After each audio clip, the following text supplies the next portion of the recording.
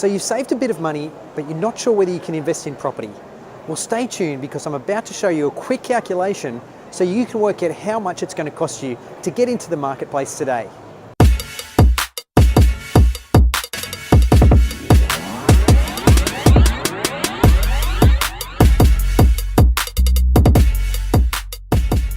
Hi everybody, Josh Masters here.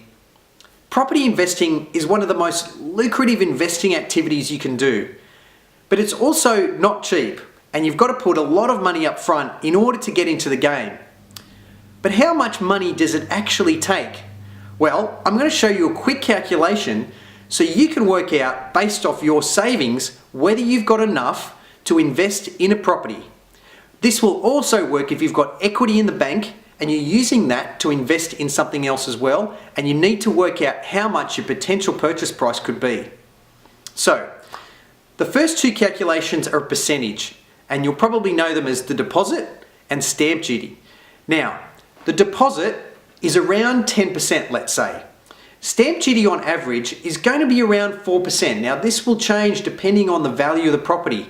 It's a moving scale, and it changes between states as well. But we're going to use 4% for this case. So that's a total of 14% on the outlay of the purchase price. Then we've got other little things that we need to add on, and these are dollar figures. So I include things like solicitor's fees, which is around $2,000. I also include due diligence reports like building reports and valuations, which is probably another $2,000. And then you have sundries like loan disbursements and things like that come up, and that's around $1,000.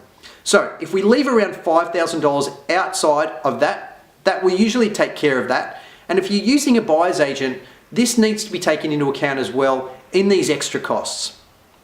So if we look at all this in sum, and we're looking to buy, say, a $500,000 property, let's work out how much it's going to cost us. The 10% is going to be around $50,000. The 4% is going to be around $20,000. And then we add the extra $5,000 on for the extras. And that takes us to a total of $75,000.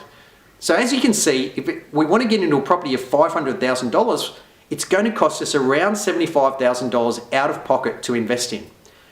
Now, what's really cool is we can reverse engineer this to work out, okay, if I have, let's say, $100,000 and I want to invest in property, what's the property price that I can buy? Let's work this out. Remember, we've got $100,000. We take $5,000 off for sundries. That leaves us with around $95,000. Now we have to divide by the remaining percentage because this is going to deposit and stamp duty, and that's 14%. So we divide by 0.14 and it brings us to a total figure of around $678,000. So that means that if you have $100,000 in savings or in equity, then that will give you, provided you can service a loan, the ability to buy a property around that $680,000 mark. So, if you like this calculation, if you've got any questions around it, please leave some comments below. I'd love to hear from you.